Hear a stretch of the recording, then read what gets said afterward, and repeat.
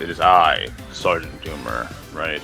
Um, this is going to be a video about my thoughts about Gekishin Squadra since its full release. This gameplay footage is actually of my first two matches ever in the full release of the game now.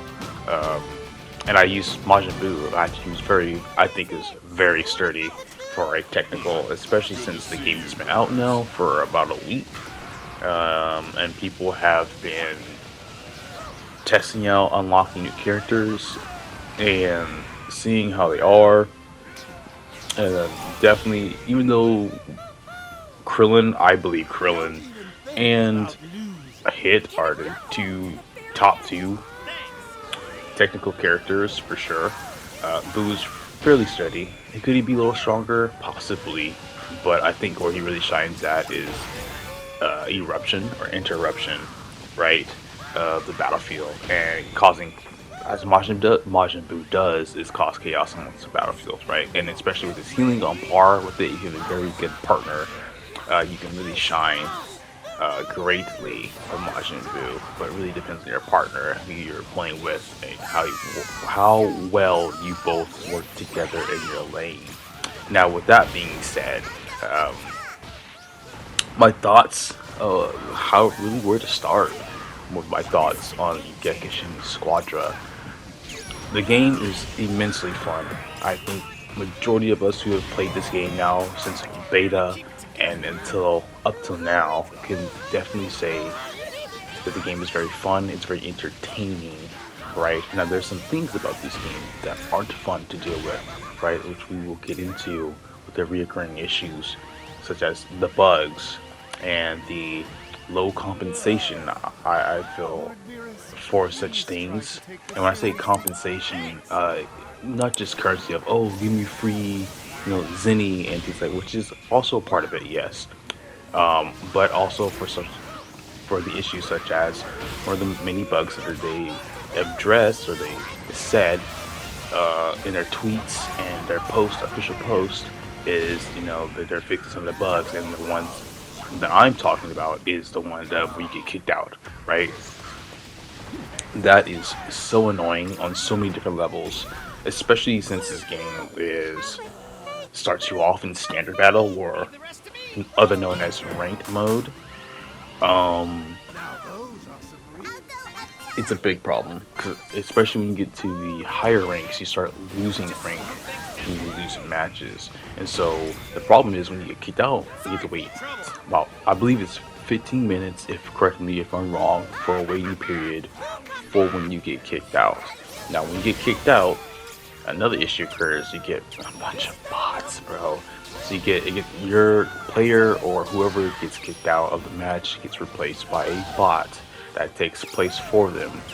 And the bot will either go directly into the first confrontation, from what I've seen in my matches, the first confrontation that it sees or on the map, or it will stay in the first in your spawn within the nearest tower that you have, right? And it'll just go ping back and forth within the tower.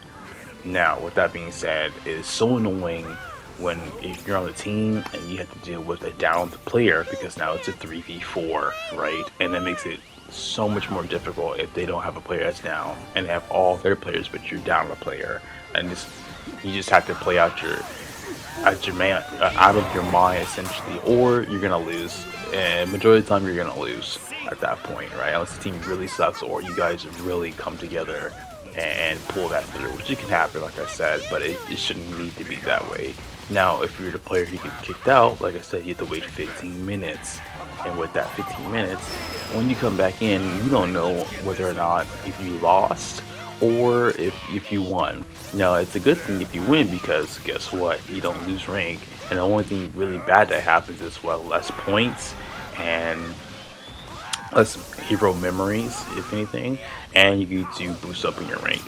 But the part where it becomes an issue is where you lose your rank, and that's where it gets really messed up, because it's not essentially your fault. Rather, I don't have the best connection, so to speak, but I know that people who have better connections than mine for sure, and they're still facing this issue. So this is a widespread issue. This isn't just, oh, your internet's bad, you know, fix it, whatever, you suck, like that's your problem. No, this is a widespread issue that's been talked about for the recent week that this game has been released. And there's many big streamers they've seen on their streams, on their videos, they get kicked out, they've been showcasing it. It happens to them. So, right? So this isn't just like, oh, your internet sucks, you suck. Right, get better gaming system. Like, no, this is an issue with Bandai Namco that they need to fix. And like I was saying, if this isn't the player's fault, I shouldn't be losing rank. If it's not my fault, I shouldn't be losing rank. And if I'm losing rank, at the very least, I should be immensely compensated with premium capsules, right? But I don't want that. To me, that's not even good enough. I just rather not lose rank. It should be notified and telling me, instead of saying at the end of the match, AFK or match has been abandoned, which I didn't abandon clearly, and I can prove it, right? Or us players can prove it. You shouldn't just lose points at all. It should just say that you've been unfairly somewhere, you've been unfairly disconnected, and that you are not losing your rank. Right, but that can be another issue in terms of people unplugging or closing the either playing on mobile, closing the app out, and then saying they disconnected. Right, and we're gonna run into that issue. But however, regardless, I think there can be something, maybe a detection system that can tell whether or not, like many games that have a ranked mode, if you disconnect it purposely or not purposely. Now, in terms of some other issues, one of the things that I feel like this game could be, this game for the Dragon Ball franchise could be the Marvel rivals in terms of success. If Bandai acts upon it and actually takes care of their game or their product and the players, right, the people they're selling to, us, right, guys who've been backing their backs for so long of whatever IP they're doing, and especially within the Dragon Ball community, who has been recently just been in an uproar, especially with the most modern incident, I like to call it, Sparking Zero. And it is so sad, and this is not going to be a full rant about Sparking Zero, but it's just sad to see how Bandai Namco continues to have hit pieces and fail to produce anything, right? And I don't want that for this game. Nobody who's playing Gekishin Squadra at this current moment wants that for this game. We all want it to be good. I would like to believe we would all like to be for this game to get the success that it needs, but Bandai Namco actually needs to act on it and maintain it. And I don't know if Bandai Namco is going to do that, and not in terms of just for monetization. Of course you want money, but in order, there's a way to get the money from your players, from your fan base that you want so bad, instead of just riding the wave, the hype wave, as I like to call it, that Bandai Namco has done for several years, and it's just getting annoying. And they've been, like I said, they've been having this for several years now, and like Dragon Ball Sparking Zero has been the most recent use of them doing that with their IPs. And Dragon Ball fans deserve better, and so I just don't want that to happen, right?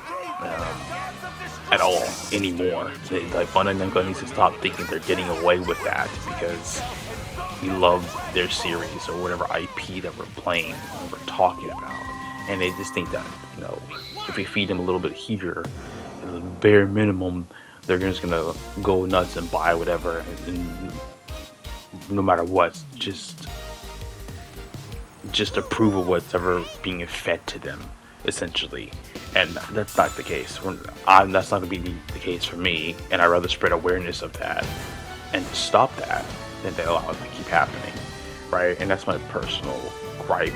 Let me know if you guys feel the same way about Bandai Namco. I've been feeling and been watching videos recently, and more people beginning to, I feel like, just come to terms and either come to terms or wake up and realize the issue with Bamco, and it feels good to know that I'm not the only one who's been realizing this and been tired of dealing with this.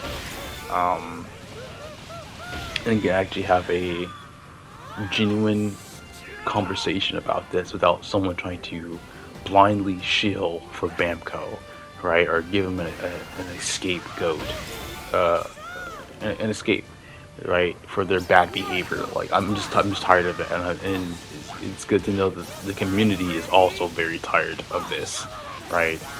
Um, but other than that, yeah, like I said, this game could be the Marvel rivals for Dragon Ball.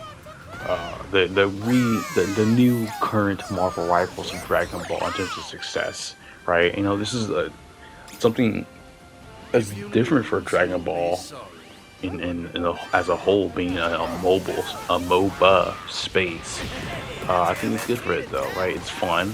Like I said, the gameplay loop is just fun. People, my friends who've been personally playing this game that aren't too heavy into Dragon Ball Z or Dragon Ball games, are actually giving this a try and actually liking this game once they figure it out and start to play it more, right? So this could be something really, really big for Dragon Ball or for Bamco if they really, really, really